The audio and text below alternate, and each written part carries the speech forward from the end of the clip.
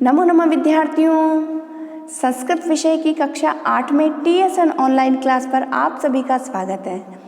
विद्यार्थियों, previous video में हमने रुचिरा तृतीय भाग है जो आप लोगों की संस्कृत विषय की पाठ्य पुस्तक है बच्चों, उसका जो चैप्टर 12 है कह रक्षति कह रक्षित है। इस पाठ के जो बच्चों सभी कठिन शब्दार्थ थे वो हमने समझे।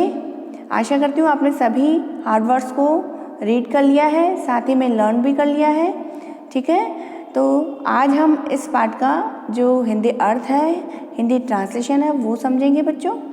ठीक है, तो शुरू करते हैं बच्चों। द्वादश है पाठ है, 12वां पाठ।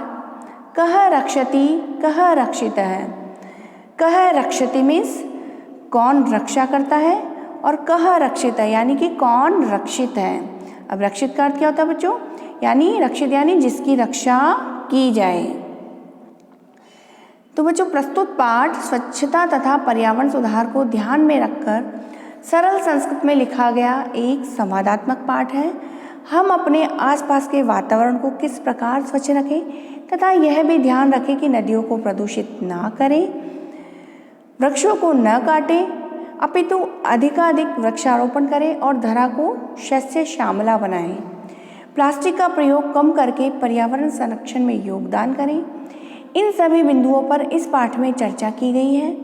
पाठ का प्रारंभ कुछ मित्रों की बातचीत से होता है जो सायंकाल में दिन भर की गर्मी से व्याकुल होकर घर से बाहर निकलते हैं। ठीक है बच्चों, तो देखिए बच्चों, आप सभी ये जो चैप्टर है आपको समझ में आ गया होगा। ये जो पैराग्राफ मैंने रीड आउट किया उससे कि ये जो चैप्टर है बच्चों, डायलॉग इसमें लिखे गए हैं। जो इसमें पात्र हैं, इसमें वैभव, परमिंदर, विनय, जोसेफ, रोजलिन, ये सब आपस में क्या कर रहे हैं? बातचीत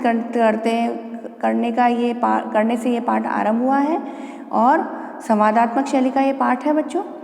ठीक है, तो शुरू करते हैं। ग्रीष्मर्तौ सायंकाले विद्युत भावे प्रचंडोष्मणा पीड़ित वैभव गृहात् निष्क्रामति। ग्रीष्मर्तौ सायंकाले यानी कि ग्रीष्मर्तौ में ग्रीष्म प्लस ऋतु। ठीक है ना, तो ग्रीष्म यानी गर्मी की, ऋतु में यानी कि समर के टाइम में, सायंकाले शाम के समय में, संध्या के समय से लगभग थोड़ा पहले सायंकाल के समय में, विद्युत भावे यानी कि विद्युत के अभाव में, बिजली के अभाव में, प्रचंडोष्मणा, प्रचंड प्लस ऊष्मणा यानी कि अत्यधिक गर्मी से पीड़ित, वैभव गृहात् निष्क्रामति, जो वैभव वो घर से बाहर की तरफ निकलता है, घर से निकलता है। होता है ना, जब गर्मी की ऋतु में, समर के टाइम में बहुत अधिक गर्मी रहती है, तो जब घर में बहुत गर्मी लग रही होती तो हम परेशान होकर के बाहर निकलते हैं कि क्या पता बाहर कुछ हवा का आ रही हो तो हमें थोड़ा सुकून मिले, या हम कोई पानी वगैरह वाली जगह जो होती है जहाँ पर हमारे अगर नदी, तालाब आसपास में जो भी हो तो वहाँ अपन जाने की करते हैं कि शायद क्या पता हमें वहाँ जाकर थोड़ी ठंडक महसूस हो। ठीक है ना, तो हुआ यही कि गर्मी की ऋतु थी, ग्रीष्मकाल के समय में बहुत ही तेज़ गर्मी की वजह से, और घर में जब लाइट चली जाती है, लाइट चली गई थी, तो गर्मी से पीड़ित होकर के जो वैभव है वो घर से बाहर निकलता है। जो ब्रैकेट में लिखा है उसका अर्थ यही है। ठीक है ना, तो जब वैभव जब बाहर निकला, अब जब अपन घर से बाहर निकलते हैं तो आसपास हमारे रहने वाला उसका भी वैभव का कोई मित्र है, परमिंदर, वो उसको बाहर ही दिख गया। अब वो भी परेशान हो रहा होगा गर्मी से। ठीक है ना, तो वैभव क्या बोलता है परमिंदर को कि वो पढ़ते हैं वैभव है, वैभव क्या बोल रहा है? अरे परमिंदर, अपि त्वमपि विद्युत भावेन पीड़ितः बहिरागत है। कि अरे परमिंदर, अपि त्वमपि यानी कि तुम भी क्या, विद्युत अभावेन यानी कि विद्युत के अभाव से, विद्युत बिजली नहीं होने से पीड़ित होकर के बहिरागत है, बाहर आए हो, इस तरह से वैभव ने पूछा। तो परमिंदर वापस क्या बोलता है? परमिंदर, आम मित्र, हाँ मित्र, एकतः प्रचंड आतपः काले अन्यतश्च विद्युत भाव परम बहिरागत्यापि पश्यामि यत् वायु वेगः तु सर्वथा अवरुद्ध है। सर्वथा के पश्चात क्या लिखा है बच्चों? ये अवग्रह चिन्ह है और इसका उच्चारण किससे होता है? अ से। ठीक है ना। तो परमिंदर वापस क्या बोल रहा है? तो हमने अभी स्टार्ट किया था, उसमें था कि वैभव घर से निकलता है बाहर लाइट चले जाने की वजह से परेशान होकर के गर्मी की ऋतु में, और जब वैभव बाहर निकलता है तो वापस उसे परमिंदर दिखाई देता है। तो परमिंदर को बोलता है कि अरे परमिंदर, क्या तुम भी बिजली चले जाने की वजह से पीड़ित होकर के, गर्मी से पीड़ित होकर के घर से बाहर आए हो क्या? तो परमिंदर ने क्या बोला? आम मित्र, हाँ मित्र, एकतः प्रचंडा तपकालय, यानी कि एक ओर तो तेज भयंकर गर्मी, ठीक है ना, अन्यतश्च, और दूसरी ओर विद्युत भाव है, बिजली भी का भी अभाव है, लाइट भी चली गई है। परम बहिरागत्यापि, परंतु बाहर आकर के भी, पश्यामी, देखता हूँ, यत यानी कि क्या देखता हूँ कि वायु वेग है, वायु का वेग तो सर्वथा अवरुद्ध है, वायु का वेग तो बिल्कुल ही अवरुद्ध है, रुका हुआ है, यानी कि हवा तो बिल्कुल ही नहीं बह रही है। ठीक है ना। तो इसके बाद क्या लिखा है? सत्यमेवोक्तम। परमिंदर और क्या बोल रहा है कि सत्य ही कहा गया है। क्या सत्य कहा गया है? और उसने एक श्लोक पढ़ा है, प्राणिति पवनेन जगत सकलम शस्त्र निखिला चैतन्यमयी क्षणमपि न जीव्यते अनेन विना सर्वातिशायी मूल्यः पवनः। रिपीट करती हूँ मैं, प्राणिति पवनेन जगत सकलम शस्त्र निखिला चैतन्यमयी क्षणमपि न जीव्यते अनेन विना सर्वातिशायी मूल्यः पवनः। यानी कि सत्य ही कहा गया है कि सारा संसार, जगत सकलम, सकलम यानी संपूर्ण, जगत यानी संसार, कि सारा संसार वायु से ही क्या करता है?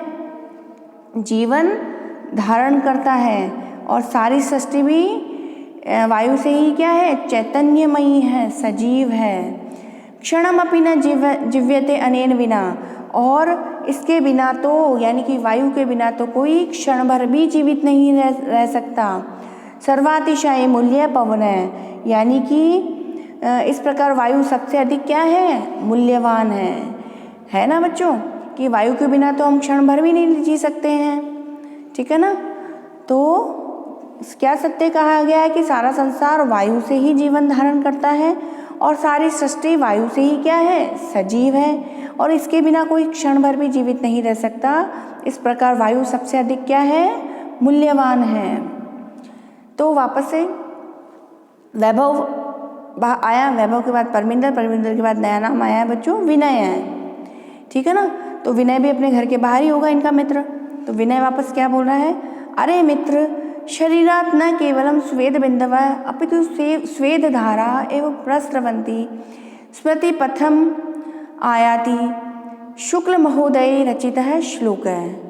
तो विनय जो है उनका मित्र वैभव और परमिंदर का, वो क्या बोलता है कि अरे मित्र, हे मित्र, शरीरात् न केवलम, शरीर से न केवल स्वेद बिंदवः, शरीर से न केवल पसीने की बूंदे, अपितु स्वेद धारा, जो पसीने की जो धाराएं, पसीने की जो नदियाँ सी हैं, वो क्या कर रही हैं? प्रस्रवंती, यानी कि बह रही हैं। ठीक है ना। स्मृति पथम आयाति, यानी कि मुझे तो, स्मृति मीन्स याद आना, मुझे तो याद आ रहा है शुक्ल महोदय रचित श्लोक, मुझे तो शुक्ल महोदय के द्वारा रचित श्लोक याद आ रहा है।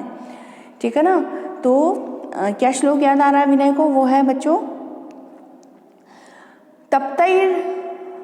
तप्तैर्वाता घातैर्विनो लोकान् नभसि मेघः आरक्षि विभाग जनः एव समये नेव दृश्यते।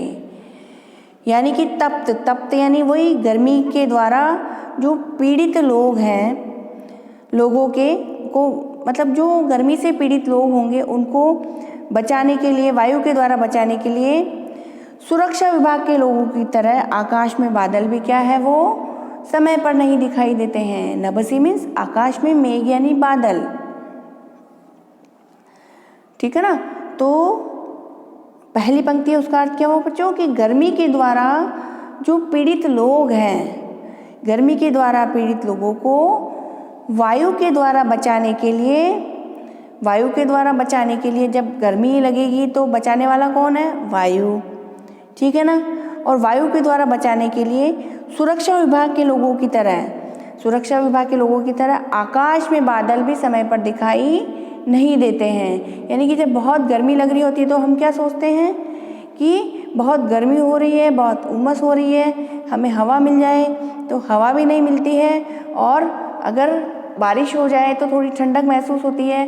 तो बादल भी जब समय पर नहीं आते हैं, बारिश भी समय पर नहीं होती है, ठीक है ना।